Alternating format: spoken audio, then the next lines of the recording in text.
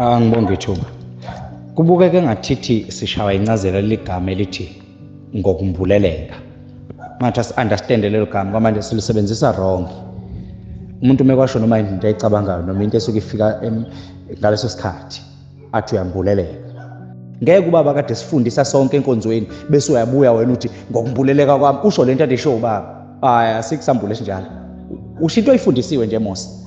Awukwazi ukuthi uthi kade sixoxe izolo nawe bese ngakusasa usho lento kade ixoxe uthi ngokubuleleka kwami.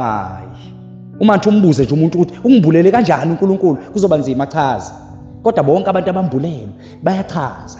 Uthi ngathathwa ingilosi uJohane, ngathathwa ingilosi. Iyona eyangikhombisa imithombo yamanzi. Uthi ngabona isihlalo sikaNkulunkulu nesewudlo sehla, ngabona umzokhanyayo. Uyena oyisho lento uthi yini engayibona, ngase ngiyachazelwa ngalokho engikubonayo.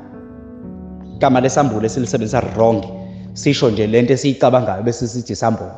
Ngiyalithanda elinye iBhayibheli enye version ithi Simoni kaJona lokho awukufundiswanga inyama negazi kodwa ukufundiswe uNkulunkulu, which means uNkulunkulu uyakuteach, uyakutshela, uyakuchazela ngalo ukuthi lona uyindodana kaNkulunkulu, uNkulunkulu okutshelayo. Vele bayasho Mose ukuthi vele sinalo izwi lesiprofeti lakhuluma kithi lasitshela lathi lona uyindodana yami engithokozile ngayo, izweni. Bathi sinalo lelo lizwi lesiprofeti lakhuluma kithi. Ngisho bona into bayimbulelwa, akuyona into abayicabangelayo yona, bayitshelwa lento. They understand ukuthi lona ngempela abagesi lokho ngiyakushintshe futhi because sambula sishintshe lento yena enicabangayo ishintshe kusasa kuthiwa hayi isigaba esithile manje semfunda isigaba esithile. Yitsho nje sokuyicabanga leyo imeshe kuphela ukuthi sisenkonzweni ibe ngazi ukuthi isitorane semnandi ingwanekwane nje emnanjana ezonambitheka amayixoxwa uyizwe ukuthi ayiyangena ngempela emthanjeni as long as kodwa ikuphusha ukuya phambili nentando kaNkulunkulu ayimbi emvangeli. Hayi ungasho ukumbuleleka kwakho